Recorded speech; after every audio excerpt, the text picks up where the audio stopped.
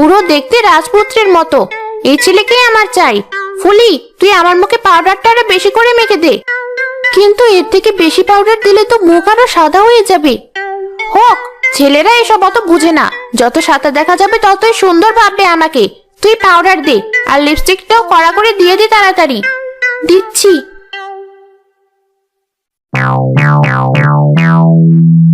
হয়েছে হয়েছে, ওই তো ছেলেটা চলে এসেছে।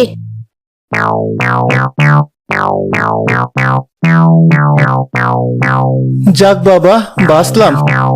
বাঁচলে মানে? আমাকে তোমার অনেক ভালো লেগেছে তাই না? আমারও তোমাকে অনেক ভালো লেগেছে, তাই আমার হাত থেকে তোমার কোনো বাঁচাবাঁচি নেই। কিসের কি? আমি তো প্রথমে ভেবেছিলাম তুমি একটা সাদা ভূত। পরে কাছে এসে দেখার পর যখন বুঝলাম তুমি আসলে মানুষই, তখন হাঁপ ছেড়ে বাঁচলাম। এই বলি, তুই চুপ থাক।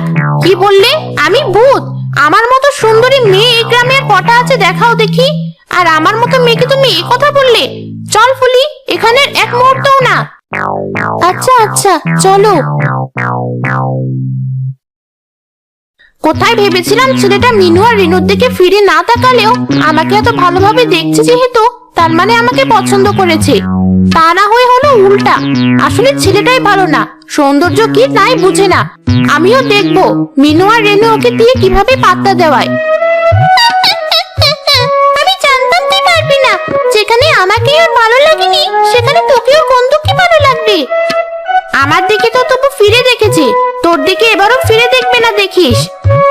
আরে দেখবি দেখবি, আমি তোর মতো বোকা না। ফুলি আপু, আমি জানি তুমি অনুকে সাহায্য করেছো, এবার তুমি আমাকে সাহায্য করবে। আচ্ছা, করব।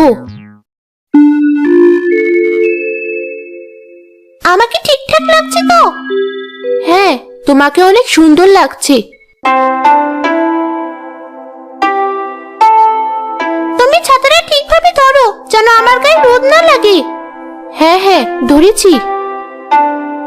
ইস, কাল রাতে যে আবার বৃষ্টি কিসের জন্য হয়েছিল কে জানে। এই রোদই বৃষ্টি, কাদার ভিতর ঠিকভাবে হাঁটতেও পারছি না।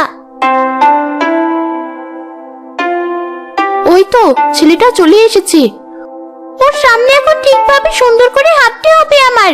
আমার সুন্দর হাঁটা দেখে ও আমার দিকে না তাকিয়ে পারবে না। মিনু সোজা তাকিয়ে থেকে হাঁটতে গিয়ে না বুঝে কাদায় পাড়া দিল। কাদা ছিটে এসে তার জামা নষ্ট হয়ে গেল। এই ছিল আমার কপালে। কোথায় ভাবলাম আজ নিজের সবচেয়ে সুন্দর দিকটাই দেখাবো, তা না হয়ে হলো উল্টা। সব দোষ তোমার ফুলি আপু। কিন্তু আমি কি করলাম? তুমি আমার মাথার উপর ছাতাটা ঠিকভাবে ধরতে পারোনি, ওটার সাথে পেঁচিয়ে তো আমি পড়ে গেলাম। কিন্তু তুমি তো নিজে নিজেই পড়লে।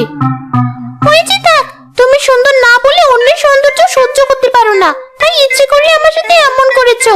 আমি বাড়ি চললাম। এই কাদা মাখা চেহারা নিয়েও সামনে গিয়ে কাজ নেই, শুধু শুধু সময় নষ্ট হলো আমার। কি হলো? আপনার বান্ধবী কোথায় চলে গেল? আপনি আমাকে বলছেন? জি, আপনাকেই বলছি। ও, ওই মেয়েটা আমার বান্ধবী না, বোন হয়, চাচাতো বোন। তাই তো বলি, আপনি ওদের মতো না কেন? হ্যাঁ, আমি জানি আমি ওদের মতো সুন্দর নই, আর ওদের মতো সচ্ছল পরিবারেও বেড়ে উঠিনি। না না, সেটা বলিনি। আপনি ওদের মতো অহংকারী না। আপনার কথার ধরনও সুন্দর ওদের তুলনায়।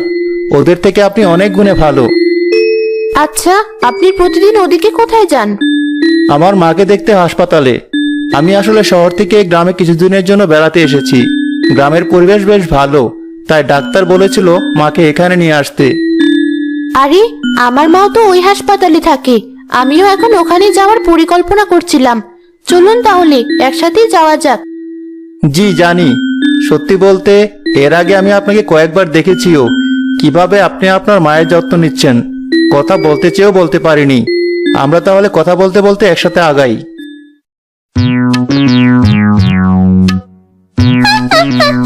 আমি জানতাম আপু তুইও পারবি না। অনু আপু তো তবু ওই ছেলেটার সামনে দাঁড়াতে পেরেছি, আর তুই এত কিছু বলার পরও ওই ছেলেটার সামনে গিয়ে দাঁড়াতে পারলি না। এমনিতে ওই ছেলেটাকে আমি সেদিন কথা শুনিয়েছি। এখন কি আমি বসে বসে অপেক্ষা করতাম ওই ছেলের কথা শোনার জন্য? পারবো না বাবা, এবার তোর পালা। দেখি কিভাবে তুই ওই খাটতেরা ছেলেটাকে তোর বসে আনিস। আনবো আনবো, তোমরা শুধু চেয়ে চেয়ে দেখো কিভাবে কি করতে হয়। আমি খবর পেয়েছি যে ও শহরে ছিল আর অনেক ভালো, তাই ওর জন্য এমন শহরের জিনিসই কিনে এনেছি। কি এনেছিস আমরাও দেখি।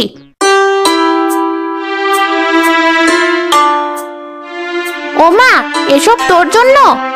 হ্যাঁ, তোমাদের থেকে আমার ওকে বেশি ভালো লেগেছে, তাই আমি যেভাবেই হোক ওই ছেলেকে বিয়ে করেই ছাড়বো। ওই ছেলে আমার মতো সাদা ভূতকে বিয়ে করবে, তবুও তোকে পছন্দ করবে না। পরে বোঝা যাবে ওই ছেলে কাকে বিয়ে করবে। শুনেছি ওর মা চায় তার ছেলে গ্রামের কাউকে বিয়ে করুক। এই গ্রাম থেকে যদি কেউ ওর বউ হয়, সেটা আমিই হব। আমি চলে এসেছি।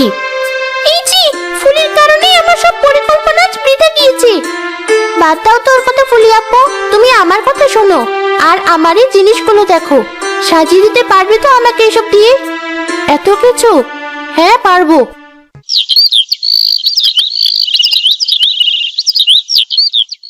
পরের দিন ফুলি রেনুকে কালো চশমা, উঁচু জুতো আর রঙিন জামা পরিয়ে সাজিয়ে দিল। ফুলিও রেনুর সাথে গেল।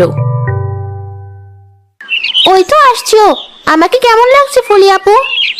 তুমি যেভাবে চেয়েছো আমি তোমাকে সেভাবেই সাজিয়ে দিয়েছি, কিন্তু সত্যি বলতে তোমাকে এই সাজের চেয়ে সাধারণ সাজিয়ে বেশি ভালো লাগে।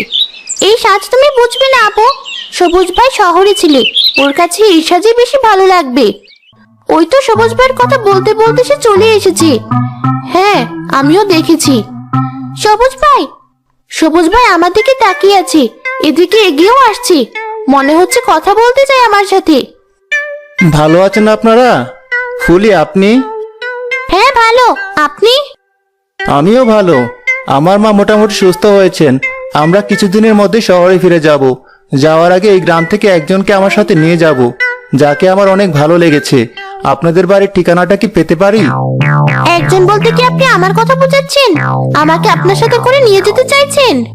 আপনি নয়তো বা আপনার বাড়ির অন্য কেউ, কালকেই সব বুঝতে পারবেন। আমি এখনই গিয়ে মা বাবাকে খুশির সংবাদটা দিচ্ছি।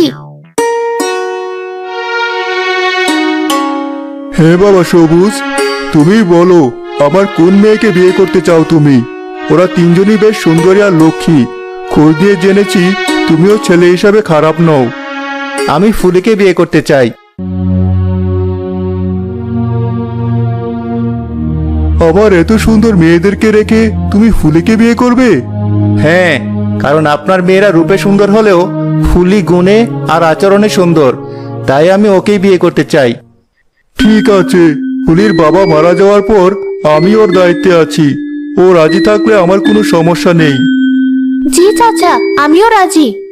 দেখলি তো, তোদের ওই সুন্দর চেহারা দিয়েও কোনো কাজ হলো না, গুণ দিয়েই ফুলি সবুজের মন জয় করে নিল।